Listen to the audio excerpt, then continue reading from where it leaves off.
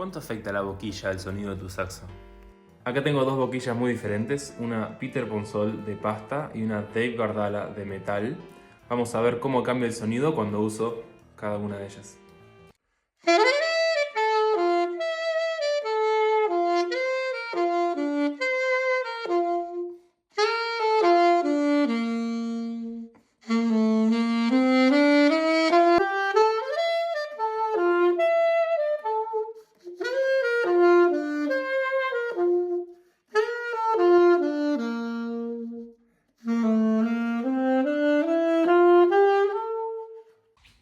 Quisiera aclarar que no necesariamente las boquillas de metal van a ser intensas ni las de pasta van a ser dulces siempre, sino que hay todo un mundo de boquillas por descubrir, así que si todavía no lo has hecho, te invito a que empieces a investigar.